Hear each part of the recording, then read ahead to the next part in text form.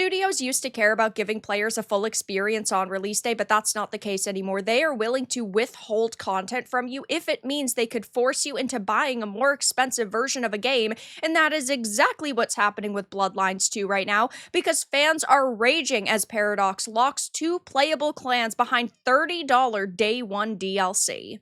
I have a few different things to show off, but before I get into the topic, if you enjoy the content I create, check out the links in the description, join the community in my live streams, and consider supporting through Patreon and YouTube memberships. Now, I get that they're a company who's in the business of making money. I don't blame them for that, but when you have people who have waited years and years for a product and people who are willing to shell out $70 on release, yeah, you shouldn't be withholding any sort of content day 1, and that is exactly what is happening now, and people are furious, rightfully so. I don't want to have to buy a $70 game and then say to myself, wow, I'm missing out on pivotal content, so I'm going to buy the $100 edition, or in some cases, $130 edition. I think that is unacceptable, and really, it's a way to push customers away, because while there are a few games out there that I'm willing to spend more money for at launch, the majority of titles I'm not. And most people agree, unless it's a title that they've been waiting a decade for and they're so hyped and they're lifelong fans of a franchise, yeah, it's not going to happen. And now they have definitely irked their customers, because we got some big news on Vampire the Masquerade Bloodlines 2 after years of waiting through a very troubled development. The game is finally set to release on October 21st, which, by the way, was a terrible date to pick. Over the next couple of months, there are a lot of games releasing on the same day or in the span of a few days. Like the end of this month, we're going to be getting Metal Gear, Shinobi, Lost Soulside, all within the span of 24 hours. That is crazy. That really shouldn't be an industry norm, but on October 21st, Ninja Gaiden 4 comes out. I don't think a lot of people are going to be choosing Bloodlines 2, which looks like a modern audience mediocre title, over that. But the first game was amazing, so I understand that there are going to be a lot of people, right, who are willing to give this a chance. It says, though, even with that long-awaited day finally in sight, Bloodlines 2 just can't avoid stepping on rakes. Eager Bloodlines fans were also informed that if they want to play as La Sombra or Toreador, they're going to have to pay extra. We've seen a lot of really bad games do this, and a lot of games that do this fail. It says Bloodlines 2 will let players select from 4 different vampire clans out of the box, which is very cool, but unfortunately 2 of them will only be available as DLC, and it ain't cheap. The Bloodlines 2 base game costs $60, while the premium edition, the ones that includes the Shadows and Silk DLC with the 2 additional clans and some cosmetics, is $90. The backlash across various subreddits is acute. Is Paradox smoking crack? Is perhaps the most to the point reaction, but there's plenty more to see. Threats and promises to skip the game entirely or just pirate it are common, and there's no small amount of general venting at Bloodlines 2 publisher Paradox, which has a long-standing reputation for really squeezing the bejesus out of the DLC lemon.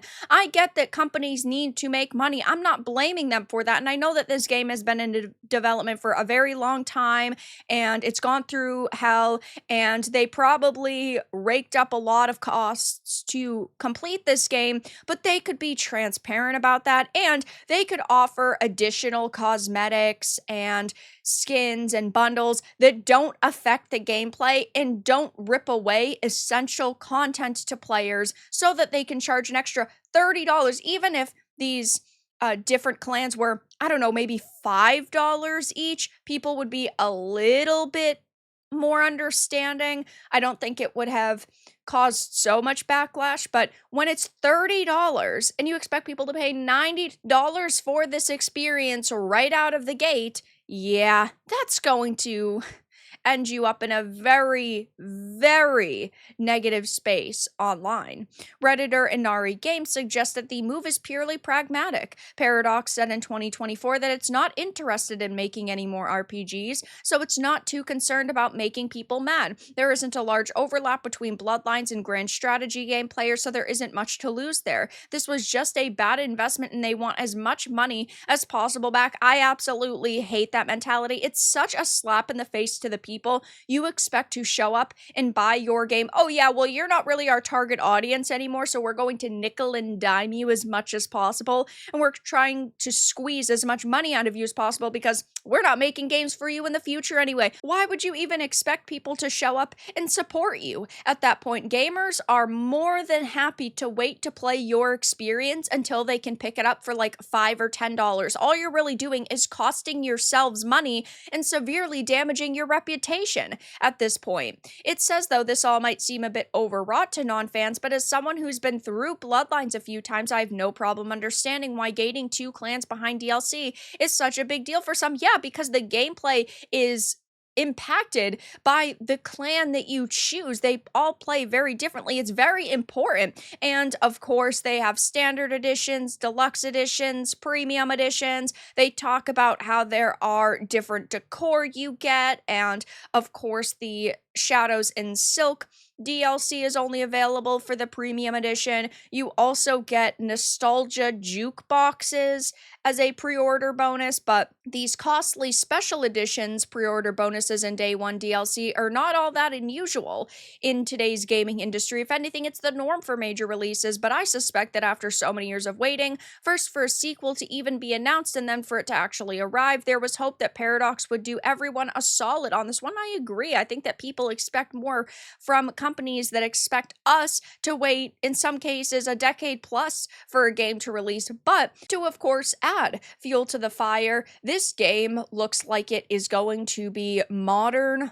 audience slop. And I hate to say that, right? Because sometimes games initially don't look that great and then they come out and they're fantastic. And sometimes they look fantastic and they end up being bad, but they androgenified every single female character in this game. None of them really look like they have distinguishable genders, and I know gamers were roasting this title for that just a few months ago, but if we head on over to YouTube and X to check out the reaction to all of this news, yeah, it's not painting a very positive picture. So over on IGN's YouTube channel, this trailer is not getting negatively ratioed as it has 1.8k likes to 1.1k dislikes.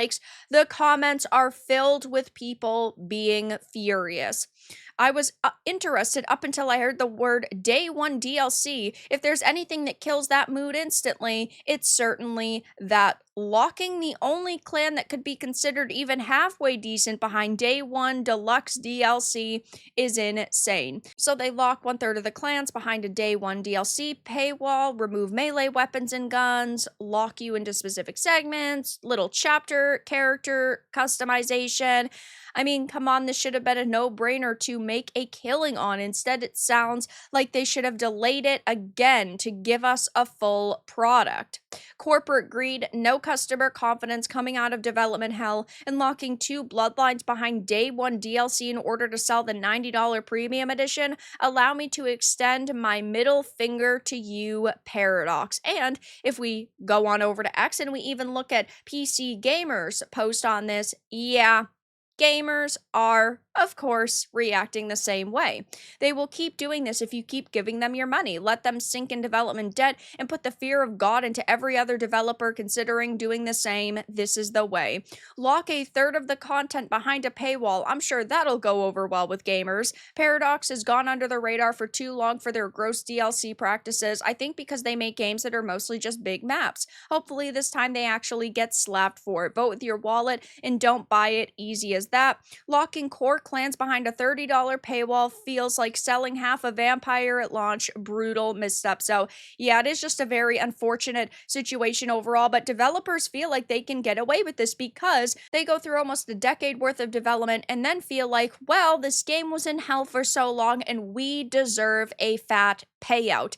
And well, it almost always blows up in their face. People were waiting, people were eager, and people were willing to swipe their credit cards for this product, but now I think that their sales are definitely going to take a hit because of this $30 launch day DLC decision. So, of course, I'll be keeping my eye on this situation, but it is not looking good for Paradox right now. Though that's all that I really had to discuss in this video. Let everyone know your thoughts in the comments below. If you enjoyed this and, of course, found it important and informative, make sure to give it a like, and if you didn't, give it a dislike. I appreciate your support either way, but I'll talk to you all again in the next video really soon.